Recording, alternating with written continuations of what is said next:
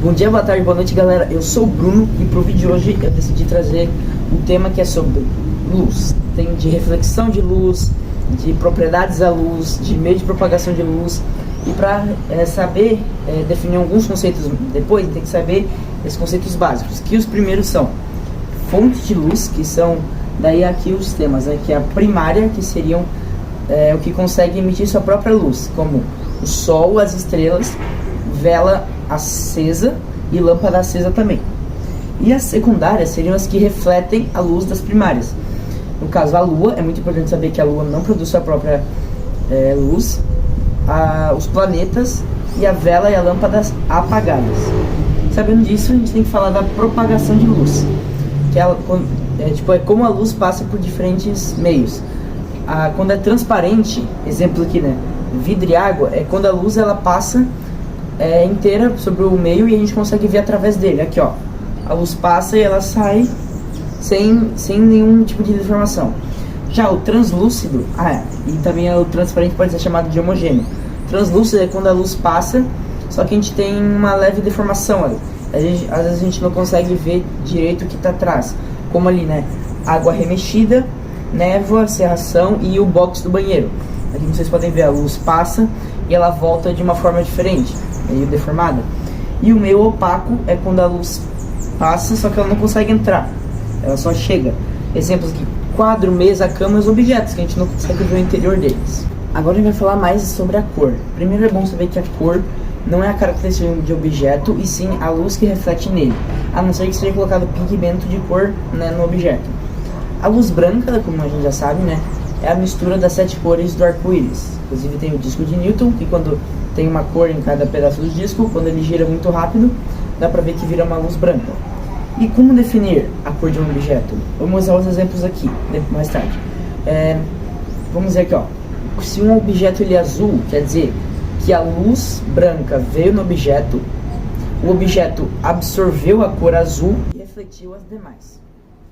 Daí um corpo branco é quando ele reflete todas as cores, e o corpo negro é quando ele absorve todas as cores.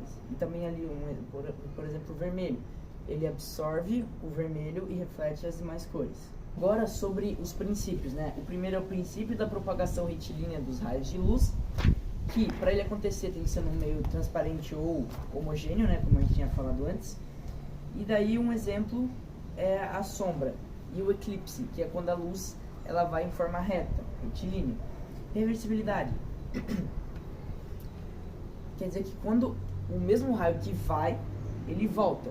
Ou seja, aquele clássico exemplo, no carro, por exemplo, a pessoa que está atrás vê quem está na frente, e quem está na frente vê quem vem atrás, vê que está atrás. Sempre o que vai e volta. E a independência dos raios de luz. E aqui eu quis perguntar, né? 2 feixes de luz jogando luz um para cada lado. E, é importante, ó, quando as luzes se cruzam, não acontece nada. Uma simplesmente aqui, ó, cada uma continua o seu caminho. Não tem interferência. Cada uma vai para o seu próprio caminho e uma não interfere na outra. Então, os últimos tópicos são sobre reflexão, que é a reflexão regular, que quando o raio incide e ele volta simetricamente. Um exemplo desse é, por exemplo, o espelho. Vai e reflete.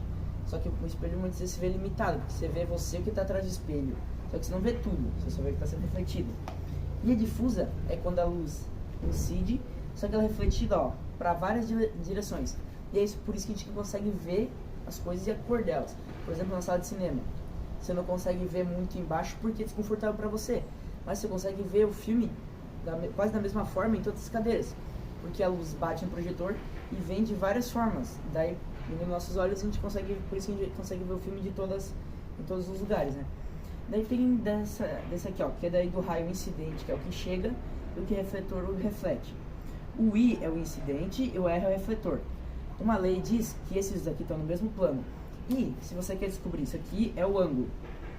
Se você quer descobrir o refletor, daí você tem a medida do incidente, tem que fazer o refletor. Vamos dizer que o incidente é 40 graus.